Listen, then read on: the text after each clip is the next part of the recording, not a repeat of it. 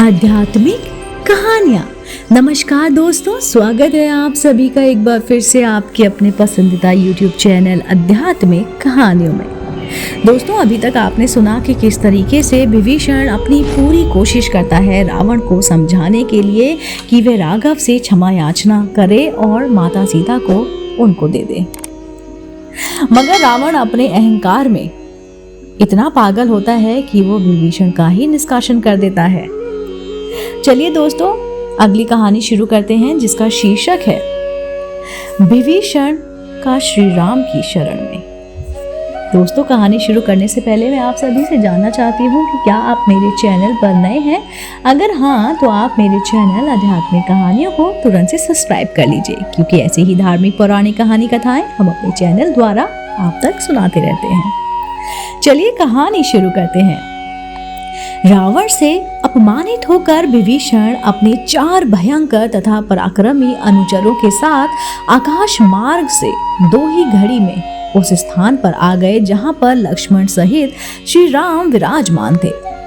बुद्धिमान महापुरुष विभीषण ने आकाश में ही स्थिर रहकर सुग्रीव तथा अन्य वानरों की ओर देखते हुए उच्च स्वर में कहा, हे वानर राज, मैं लंका के राजा रावण का छोटा भाई विभीषण हूँ। मैं रावण के उस कृत्य से सहमत नहीं हूँ जो उसने सीता जी का हरण करके किया है। मैंने उसे सीता जी को लौटाने के लिए अनेक प्रकार से उनको समझाया, परंतु उसने मेरी बात न मानकर मेरा अपमान किया और मुझे लंका से निष्कासित कर दिया गया है। इसलिए अब मैं यहाँ ही श्री रामचंद्र जी के शरण में आया हूँ। आप उन्हें मेरे आगमन की सूचना भिजवा दें। विभीषण की बात सुनकर सुग्रीव ने रामचंद्र जी के पास जाकर कहा, हे राघव, रावण का छोटा भाई विभीषण अपने 4 मंत्रियों सहित आपके दर्शन करना चाहता है। यदि आपकी अनुमति हो तो उसे यहीं उपस्थित करूं, किंतु मेरा विचार है कि हमें शत्रु पर सोच समझ कर ही विश्वास करना चाहिए।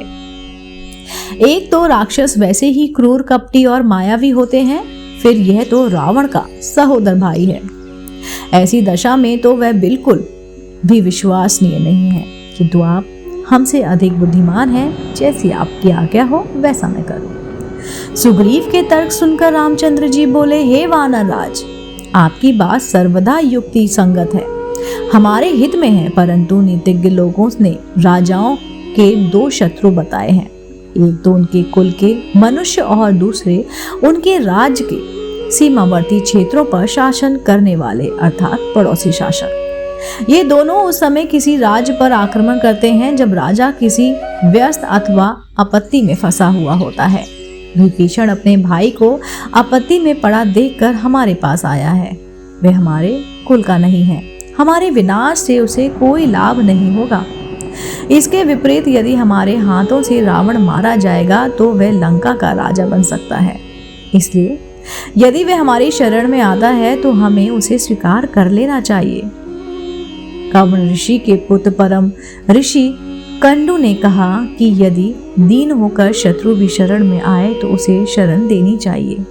ऐसे शरणागत की रक्षा न करने से महान पाप लगता है। इसलिए शरण आए विभीषण को अभय प्रदान करना ही उचित है। अंत तुम उसे मेरे पास ले आओ। जब सुग्रीव विभीषण को लेकर राम के पास आया तो उसने दोनों हाथ जोड़कर कहा, हे धर्मात्मा, मैं लंकापति रावण का छोटा भाई विभीषण हूँ। ये जानकर मैं आपकी शरण में आया हूँ कि आप शरणागत वत्सल हैं, इसलिए आप मुझे शरणागत का उद्धार कीजिए। विभीषण के दीन वचन सुनकर श्री रामचंद्र जी ने उन्हें गले से लगाते हुए कहा, हे विभीषण, मैंने तुम्हें स्वीकार किया, अब तुम मुझे राक्षसों का बलाबल बताओ। श्री राम का प्रश्न सुनकर विभीषण बोले, हे दर्शन नंदन, ब्रह्मा से वर पाकर दशमुख रावण देव, दानव, नाग, किन्नर आदि सभी से अबद्ध हो गया है। उसका छोटा भाई कुंभकर्ण, जो मुझसे बड़ा है, भी अद्भुत पराक्रमी, शूरवीर तथा तेजस्वी है। उसके सेनापति का नाम प्रहस्त है, जिसने अपने शौर्य का प्रदर्शन करते हुए कैलाश पर्वत दुर्दमयनीय मणिभ्रद को पराजित किया था। रावण के पुत्र मेघनाथ ने तो इंद्र को परास्त करके इंद्रजीत की उपाधि अर्जित की है। मेघनाथ का भाई महापाश भी अकंपन नामक पराक्रमी राक्षस को मारकर संसार भय में विख्यात हो चुका है। रावण के सेनापति तथा सेना नायक युद्ध कौशल में एक दूसरे से बढ़कर हैं। विभीषण के मुख से लंका के वीरों की शौर्य गाथा सुनकर श्री रामचंद्र जी बोले, हे विभीषण, इन समस्त बातों को मैं जानता हूँ। इतना सब होते हुए भी मैं आज तुम्हारे सम्मुख प्रतिज्ञा करता हूँ कि मैं रावण का, उसके पुत्रों, मंत्रियों एवं योद्धाओं सहित वध करके तुम्हें लंका का राजा बनाऊंगा। अब वह कहीं जाकर किसी की भी शरण लेकर मेरे हाथों से नहीं बचेगा।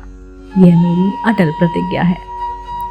श्री राम जी की प्रतिज्ञा सुनकर विभीषण ने उनके चरण स्पर्श करके कहा, हे राघव, मैं भी आपके चरणों की शपथ लेकर प्रतिज्ञा करता हूँ कि मैं रावण को उसके वीर योद्धाओं सहित मारने में आपकी पूरी की पूरी सहायता करूंगा।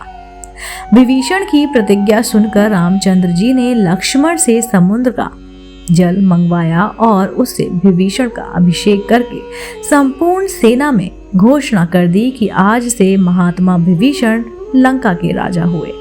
दोस्तों, उम्मीद करती हूँ आपको मेरे द्वारा सुनाई गई कहानी विभीषण का श्री राम जी के शरण में जरूर पसंद आई होगी। दोस्तों, अगर आप ऐसी ही धार्मिक पौराणिक कहानी कथाएं सुनना पसंद करते हैं तो आप मेरे चैनल आध्यात्मिक कहानी को तुरंत से लाइक कीजिए, शेयर कीजिए और सब्सक्राइब कीजिए। मैं जल्द ही आपको मिलती हूँ इसी चैनल पर नई वीडियो के साथ। आप देख रहे थे आपका अपना पसंदीदा YouTube चैनल आध्यात्मिक कहानियाँ।